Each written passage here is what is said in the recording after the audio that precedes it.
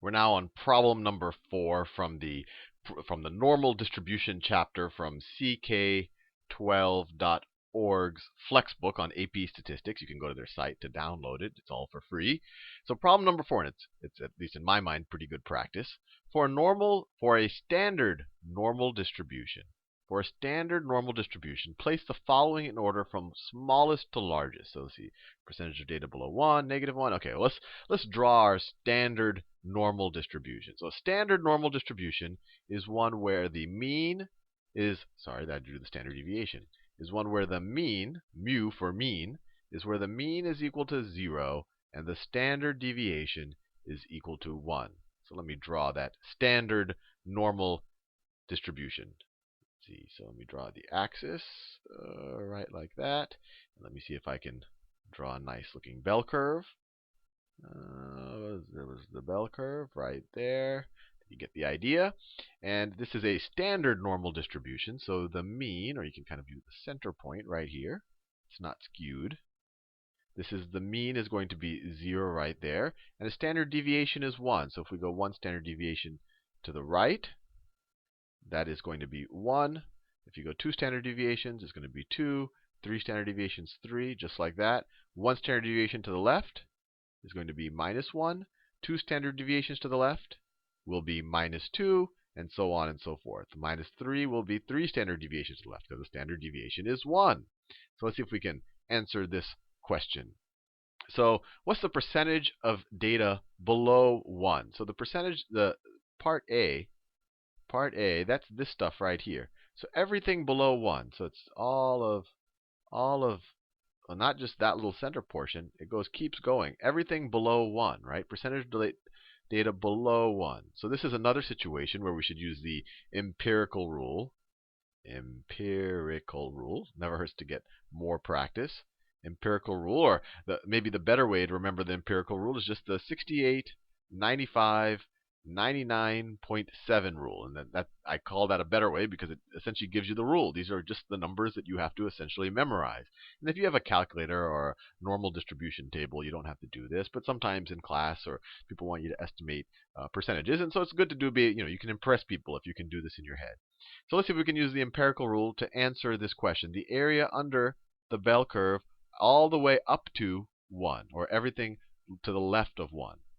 So the empirical rule tells us that this middle area between 1 standard deviation to the left and 1 standard deviation to the right, that right there is 68%. We saw that in the previous video as well. That's what the empirical rule tells us. Now, if that's 68%, we saw in the last video that everything else combined, it all has to add up to 1 or to 100%, that this left-hand tail, let me draw it a little bit, this part right here, plus this part right here, has to add up, when you add it to 68, has to add up to 1 or to 100%. So those two combined are 32%. 32 plus 68 is 100. Now, this is symmetrical. These two things are the exact same. So if they add up to 32, this right here is 16%, and this right here is 16%. Now, in the question, they want us to know the area of everything. Let me do it in a new color. Everything less than 1, right? The percentage of data below 1. So everything to the left of this point. So it's the 68%. It's right there. So it's 68%, which is this middle area within 1 standard deviation, plus this left branch right there. So 68 plus 16%, which is what? That's equal to 84%. So this part A is 84%. They're going to want us to put this in order eventually, but it's good to just solve it. That's really the hard part. Once we know the numbers, ordering is pretty easy. Part B, the percentage of data below -1. So -1 is right there. So they really just want us to figure out this area right here. The percentage data below -1. Well, that's going to be 16%. We just figured that out. And you could have already known, just without even knowing the empirical, just looking at a normal distribution, that this entire area, that part B is a subset of part A, so it's going to be a smaller number. So if you were just had to order things, you could have made that intuition, but it's good to do practice with the empirical rule. Now, part C, they want to know what's the mean. Well, that's the easiest thing. The mean of a standard normal distribution, by definition, is 0. So number C is 0. D, the standard deviation.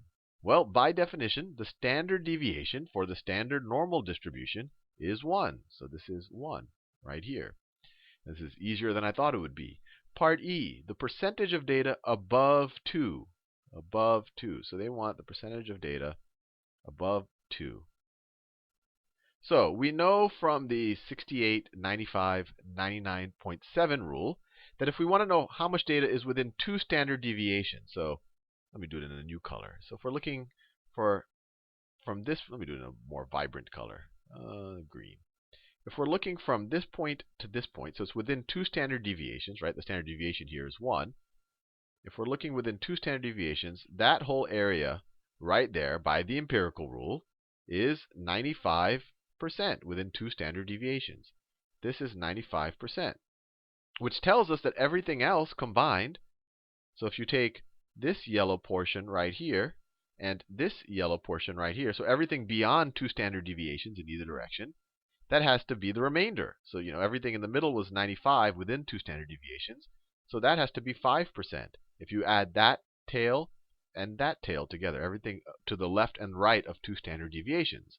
Well, I made the argument before. Everything is symmetrical. This and this are equal. So this right here is 2.5%. And this right here is also 2.5%. So they're asking us the percentage of data above 2.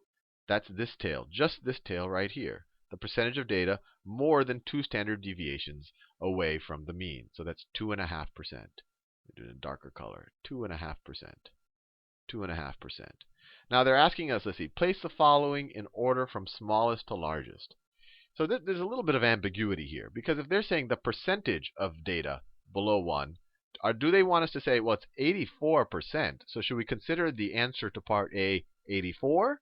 Or should we consider, if they said the fraction of data below 1, I would say 0.84. So it depends on how they want to interpret it. Same way here, the percentage of data below -1, I could say the answer is 16. 16 is the percentage below -1, but the actual number, if I said the fraction of data below -1, I would say 0.16. So this actually would be very different in how we order it. Similarly, if someone asked me the percentage, I'd say, oh, that's 2.5, but the actual number is 0.025. That's the actual fraction or the actual decimal. So, this is just ordering numbers, so I shouldn't fixate on this too much. But let's just say that they're going with the decimals. So if we wanted to do it that way, they want to do it from smallest to largest. The smallest number we have here is C, right? That's 0. And then the next smallest is E, which is 0.025. Then the next smallest is B, which is 0.16. And then the next one after that is A, which is 0.84. And then the largest would be the standard deviation, D. So the answer is CBAD. And obviously the order would be different if the answer to this, instead of saying it was 0.84, if you said it was 84, because they're asking for the percentage. So a little bit of ambiguity. If you had a question like this on the exam, I would clarify that with the teacher. But hopefully you found this useful.